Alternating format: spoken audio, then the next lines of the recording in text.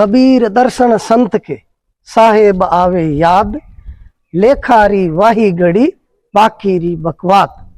पश्चिमी राजस्थान में कबीर पंथ का ये सर्वोच्च धार्मिक और आध्यात्मिक स्थल सदगुरु भोलाराम जी महाराज की देवरी धाम। सदगुरु भोलाराम जी महाराज यहाँ के स्थानीय निवासी थे। आज से 90 वर्ष पहले उन्होंने यहाँ जीवित समाधि ली थी। 80 वर्ष तक उन्होंने कठोर साधना इस स्थल पर की। सदगुरु भोलाराम जी महाराज के देवरी धाम के नाम से ये क्षेत्र यहाँ पूरे क्षेत्र में विख्यात है और धार्मिक, आध्यात्मिक और सत्संग के रूप में और प्राकृतिक पशु पक्षियों की सेवा के लिए विशेष रूप से प्रसिद्ध ये स्थल पश्चिम राजस्थान के जोधपुर जिले के पीपाड़ तहसील में स्थित है। रतकुड़िया गांव उस गांव की राजस्व सीमा के अंदर स्थित है। आज हम आपको इसी का भ्रमण करवाने वाले हैं। श्री सदगुरु भोलाराम जी महाराज देवरी धाम यहाँ जीवित समाधि स्थल है और 90 साल पहले उन्होंने जीवित समाधि ली थी।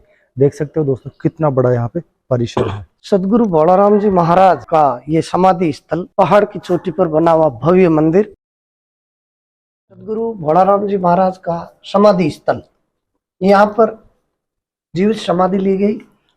भोलाराम जी महाराज ने यहाँ से अपनी तपस्या की शुरुआत की थी। यहाँ पर जो सामने वो नजर आ रहा है मूर्ति के पास में, ये केर का पेड़ है। केर का पेड़ जो राजस्थान में बहुतायत से होता है, इसका अस्तित्व अभी भी अवशेष इनका अभी भी है। इसी केर के पेड़ के नीचे सबसे पहले सदगुरु भोलाराम जी महाराज को भूरिया बाबा के अलौकिक दर्शन हुए। 80 वर्ष की उम्र तक इन्होंने यहाँ पर साधना की। फिर बाद में यहाँ पास में इनका समाधि स्थल जहाँ इन्होंने जीवित समाधि ली। पैनोरमा का भव्य निर्माण यहाँ के भक्तों द्वारा किया गया। सदगुरु भोलाराम जी महाराज के समाधि स्थल के चारों तरफ विद्यमान ये पैनोरामा और इस पैनोरामा में स्थापित ये भव्य और विशाल तस्वीरें इनकी भक्त साध्वी रुक्माबाई द्वारा देवरी धाम संस्थान को अर्पित की गई है। ये भोलाराम जी महाराज की तस्वीर है। समाधि मंदिर के सामने ये विशाल सत्संग भवन है।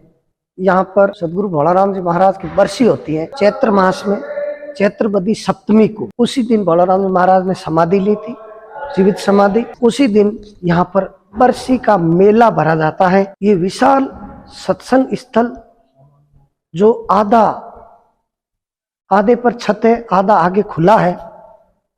यहाँ पर बरसी के दिन लाखों की तादाद में यहाँ भक्त और श्रद्धालु लोग एकत्रित होते हैं। सामने दीवार पर गुफा लिखी हुई है, वहाँ पर संत श्री भोलाराम जी महाराज ने तपस्या की थी और काफी बड़ा वहाँ पर स्थान भी है। राम रसोड़ा, यहाँ आने वाले भक्त लोगों के लिए भोजन की पूरी व्यवस्था। यहाँ पर प्रत्येक आने वाले भक्त भोलाराम जी महाराज का प्रसाद ग्रहण करते हैं भोजन के रूप में। बड़ी बड़ी लोहे की इन कढ़ाइयों में वर्ष भर में होने वाले अनेक धार्मिक आयोजनों में यहाँ आने वाले श्रद्धालुओं के लिए भोजन की व्यवस्था 24 घंटे जारी रहती है। ये स्थल ऐसा है कि यहाँ किसी भी समय 24 घंटे में कभी भी आओ, श्रद्धालु को दर्शन करवाए जाएंगे और भोजन करवाया जाता है। आपको हमने भोलाराम जी जो संत महाराज थे उनकी आध्यात्मिक और समाधि स्थल के बारे में यहाँ पे बताया। जीवित इन्होंने यहाँ पे समाधि ली थी। आज से 90 वर्ष पहले की ये बातें हैं। और आज देखो ये स्थान पहाड़ी के ऊपर 90 साल पहले क्या बिल्कुल कुछ भी नहीं था, लेकिन आज यहाँ पर बिल्कुल वीरान क्षेत्र था।